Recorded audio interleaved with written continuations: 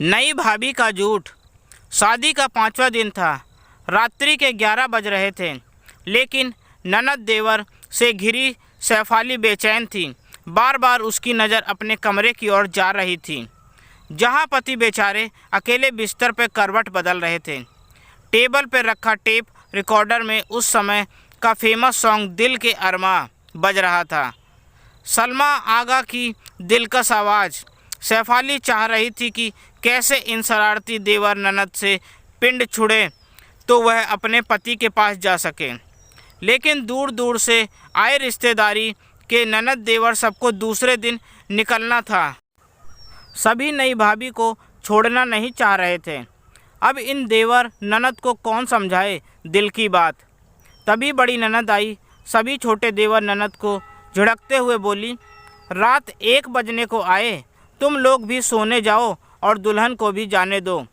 बड़ी ननद की बातें सुन बड़ी मुश्किल से जमी महफिल को छोड़ सभी सोने चले गए। शेफाली के दिल को जैसे बहुत बड़ी राहत मिली। धड़कते दिल के साथ शर्म की चादर में लिपटी शेफाली अपने कमरे में प्रवेश की। पायल की रुनझुन और चूड़ी की खन खन से सुधीर का आँख खुला। टेप रिकॉर्डर बंद कर सुधीर बोला, ये भाई बहन भी ना बड़े शैतान होते हैं। शेफाली होले से मुस्कुरा दी। पति के आक्रोश में होने के बावजूद उसे वह वाक़या याद आ गया जब उसके भाई की शादी हुई थी। उस समय भाभी के दिल पर क्या बीत रहा होगा वह आज शेफाली महसूस की थी। भाभी बहुत पढ़ी लिखी थी, डबल MA। गांव में शायद ही उस समय कोई ग्रेजुएशन कर पाया था। शेफाली का परिवार गांव के सबसे शिक्षित और प्रतिष्ठित परिवार में था। भाई ए का जॉब NTPC शक्तिनगर में था। रिश्ते तो बहुत आए थे, मगर कहते हैं जोड़ी आसमान से बनती है। सो बड़े शहर के उच्च शिक्षित लड़की से भाई का जब शादी हुआ तो परिवार, समाज और गांव के लोग सभी भाभी की शिक्षा का बुरी बुरी प्रशंसा कर रहे थे। भाई सबसे बड़े थे। उनके पीछे अपने 5 भाई बहन के अलावा चचेरे भाई बहन का भी एक बड़ा फौज था। घर के पहले और वो भी बड़े बेटे की शादी थी तो रिश्तेदार भी बहुत सारे जमकर आए थे। उस समय मर्यादा और लाज लिहाज भी बहुत होता था।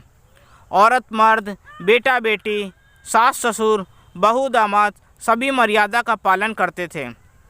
टीन एजर शेफाली और उसके कुछ कज़न अभी अभी कॉलेज के फर्स्ट ईयर में दाखिला लिए थे।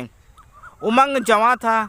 घर में पहला शादी हुआ था, वो भी बड़े भाई का। प्यारी सी नई भाभी का घर में आते ही सभी भाई बहन को जैसे एक खूबसूरत तोहफा मिल गया था। भाभी के रूप में भाभी से गप लड़ाते हुए बहुत सी अच्छी बातें जहां जानने को मिल रही थी, वहीं हंसी मजाक भी चल रहा था। माहौल बहुत खुशनुमा था, खुशियों से भरा। उस समय गांव में बिजली की आपूर्ति ढंग से नहीं होती थी। गर्मी था, चांदनी रात।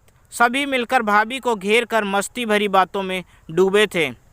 भाई 2-4 बार आंगन में चक्कर काट कर वापस लौट गए थे, फिर बाध्य होकर अपने कमरे में चले गए थे। अंत में भाभी ने ही कहा था, भैया का शायद सिर दुख रहा है, इजाज़त हो तो बाम लगा आऊं। भाभी के इस बहाने को शेफाली और उसकी कज़न समझ नहीं सके थे। उन्होंने भाभी को सहमति देकर उनके आने का इंतज़ार करने लगे थे, लेकिन भाभी नहीं आई।